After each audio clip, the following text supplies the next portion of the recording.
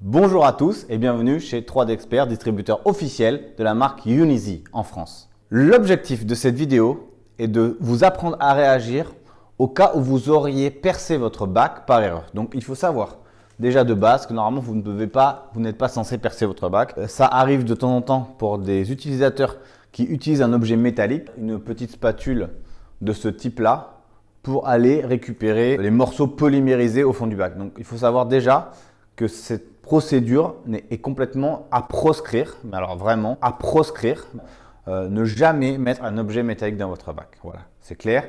Il faut savoir que quand vous achetez votre imprimante 3D, Unizy, vous aurez ce petit kit, d'accord? Donc vous avez un petit papier pour poncer votre plateau si nécessaire. Donc ça, on va pas en avoir besoin. Et vous avez des petites plaques cartonnées, voilà, de la marque Unizy. Et il est écrit derrière, bon, donc ça n'a rien à voir avec le sujet dont on va parler, mais toujours contrôler la plateforme et le fond du bac de résine avant impression. Bon, c'est en anglais, mais voilà ce qu'il y a écrit. Ça veut dire qu'il faut toujours bien vérifier avec cette carte, justement. Alors évidemment, vous n'en avez pas beaucoup, vous en avez 1, 2, 3, 4, 5 cartes. Donc évidemment, ça va vite être utilisé. Ce n'est pas des produits qui sont vendus par Unizy pour l'instant. Mais en fait, c'est ni plus ni moins que la même chose qu'une carte de visite. Donc, pour le coup, vous avez des cartes de visite. Vous prenez les cartes de visite des commerciaux que vous n'aimez pas. Vous en redemandez un maximum. Et ça vous fera des petites cartes de visite. C'est pour la blague. Mais voilà, un peu l'idée. Donc, procurez-vous des cartes de visite. C'est assez facile à se procurer. Il y a toujours des gens qui sont partis dans des sociétés où il y a des tonnes de cartes de visite qui partent à la poubelle. Donc, essayez de les recycler si vous pouvez. Parce que pour le coup, à vous, ça va vous être très utile. Ça, ce sont les cartes Unizy officielles. Ils sont fournis avec la machine, avec la petite alerte dessus pour vous expliquer brièvement à quoi ça peut servir. J'ai volontairement percé un bac pour vous expliquer comment on doit réagir. Donc du coup, j'ai percé le bac, j'ai imprimé, parce que voilà, j'ai fait l'utilisateur normal qui s'en est pas rendu compte, et j'ai du coup de la résine qui a glissé entre l'écran. Donc comme c'est un tout petit trou, évidemment, on n'a pas fait une grosse marque, ça va être plus facile à nettoyer. Évidemment, cette vidéo n'a pour but de trouver une solution que pour les petits dégâts. Évidemment, pour les gros dégâts, il faudra forcément changer complètement l'écran. Donc, faites très attention. Si vous percez, ce n'est pas garanti. C'est une faute d'utilisateur.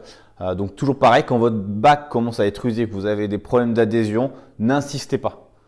Le vrai problème, c'est que le client achète un bac et la machine et insiste sur son bac jusqu'à le déchirer complètement et donc créer un trou. C'est aussi une autre possibilité. Donc, du coup, voilà. Surtout, n'insistez pas. Un bac usé est un bac usé. Terminé, basta, poubelle. D'accord? C'est un produit de consommation, donc n'insistez pas, le dégât pourrait vous coûter plus cher que de vouloir changer un bac. Donc pour ce faire, d'abord évidemment, comme vous allez manipuler l'imprimante et les résines, donc essayez d'éviter d'en avoir sur la peau. Et pareil, ne vous frottez pas les yeux, c'est aussi des procédures à respecter. Vous pouvez mettre des lunettes. Donc du coup, on va retirer d'abord la plateforme, donc, le build plate en anglais. Voilà, bon, je l'avais déjà lavé. Donc nous voilà devant le bac. Donc on peut voir déjà, bon évidemment c'est plus facile avec une résine jaune transparente, évidemment pour une résine grise ou verte ou des résines plus opaques. Évidemment pour une Z-Wax, évidemment il n'y aura pas de problème. Z-ABS Yellow, évidemment on va voir tout de suite qu'il y a un dégât. C'est vrai que sur d'autres résines ça va être moins évident. Donc du coup, bon là l'idée c'est de vous montrer et de vous expliquer. Déjà si vous n'avez pas mis d'objet dans le bac, déjà vous n'avez pas trop de risque de perçage. Mais voilà, si jamais ça vous arrive, au moins voilà. De toute façon, vous allez vous en rendre compte si vous faites un clean écran. Donc il y a une fonction de clean écran pour polymériser toute la surface et après retirer. Donc je ne vais pas le faire ici puisque du coup mon bac est percé, que j'ai déjà polymérisé de la résine sur l'écran et que je ne vais pas insister non plus. L'idée c'est quand même de récupérer ma machine en bon état. Donc là on va pas faire ces opérations de nettoyage, ça ne sert à rien puisqu'on est tout à fait au courant qu'on a un souci. Si on met le doigt dessus, là déjà on voit une tache un peu bizarre, plus sombre.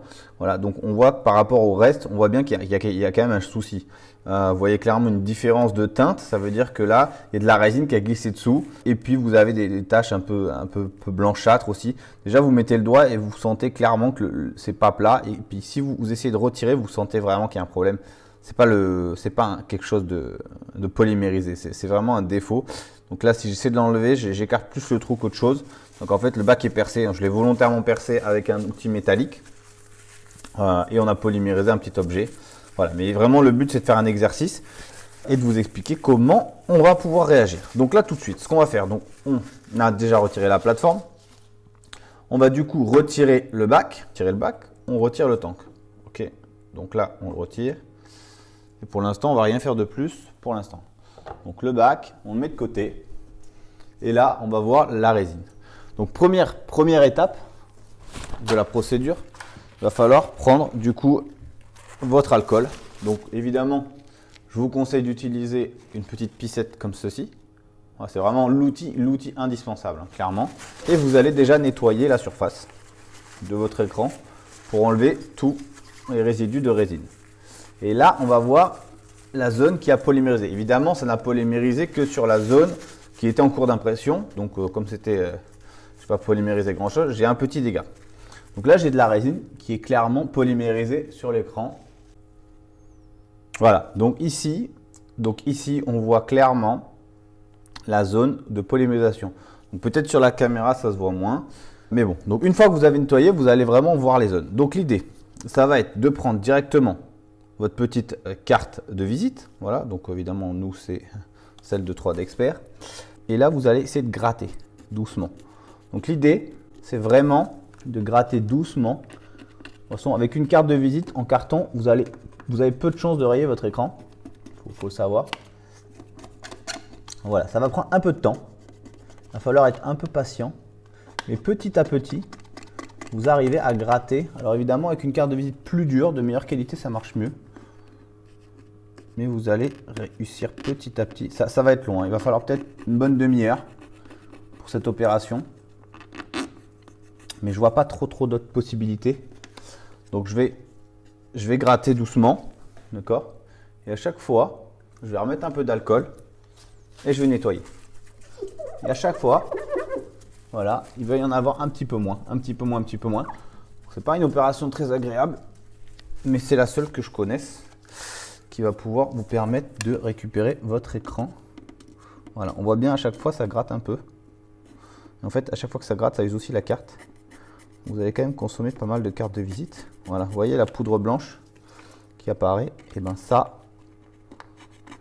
c'est la résine que vous arrivez à enlever petit à petit. Voilà. Ah, vous voyez, j'ai enlevé un gros bout là. Donc évidemment, si vous avez un gros dégât, ça va devenir presque impossible. Mais bon, voilà, sur des petits dégâts comme ça, en étant patient et avec quelques cartes de visite, vous allez réussir à vous en sortir. Donc évidemment, vous pensez qu'on a tout retiré, mais non, parce que quand ça sèche, voilà. C'est pas évident parce qu'il y a la caméra qui me gêne aussi. Voilà. Mais vous voyez qu'à chaque fois,